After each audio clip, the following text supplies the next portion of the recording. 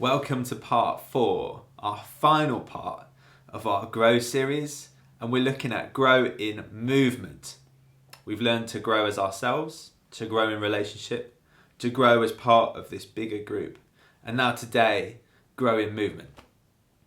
Movement. When I say church is a movement, what I mean is it's not a building, it's not a meeting, it's a movement. When I say church is a movement, what I mean is God is on the move. From the beginning of time, and we see so clearly in Jesus, God moves towards us. And as we join in, he moves us out towards our neighbours, our enemies, the world, our networks, our friendships, our families, in this big move of love. So, when I say church is a movement, what I mean is this. I'm not particularly fussed about filling our building, but I want to fill the neighbourhood with the glory of God. That's what we're here for as a church. Not just to fill a building, though of course we'll grow as we grow, but to fill the neighbourhood with the glory and the love of God. And that's going to involve all of us, not just being in a building or being in meetings, but being with people, being with each other, being with our neighbourhood and our networks, and being involved in our work and everywhere. We are on the move with God, out into the world with him. We looked at Acts chapter 2, and we see that the people of God, when they're on this movement, there's this story, and it says they're out in the temple courts where people can join in with them, and they're also in their homes learning together, and they're breaking bread and eating together. 3 things for this. When we think they're in the temple, it's important to remember for them, in their temple kind of system, their temple was like our Westfield Stratford. It's a big social space, loads of business, loads of relationships, food, markets. It's really busy. That for them, when they gather as the church in the temple, they're actually there for mission. They're there to be visible, to witness, to allow people to join in with them and see what they're about.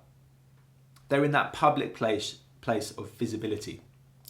It also says that they were together in their homes learning. Now, their home, their household is an extended family idea. Houses with big doors and big windows, or no doors and no windows because anyone can come and go. It's an idea of people gathering around to learn together in that personal space where they can grow together as they learn. And then it says that they were eating together, that vulnerable place of trust, vulnerability and hospitality, eating together. The public place of visibility, the personal place of learning, and the private place of trust and vulnerability. As a church, there's a lot that we can learn from this. We have to, as a movement, be involved in those public social spaces of visibility as a church, allowing people to see what we're about and join in with us and make friends with us. Out and about, but also making those spaces ourselves. We've done this really well through things like the Winter Fair, Summer Fair, quiz nights, Christmas parties, that sort of thing. But that personal space of learning together is also really, really important. From January, we're going to be relaunching more and more small groups, because they are the heartbeat of church as a movement. This is where we grow with a group of people big enough to learn a lot from, but small enough to really be known and grow in love at the same time. Small groups. And then that private place, having a few people where you are really yourself with, and you can know acceptance and support and courage and challenge. Church as a movement. We're called out of where we are into all of the places that we go. Big spaces, small spaces, smaller spaces, public spaces, private spaces.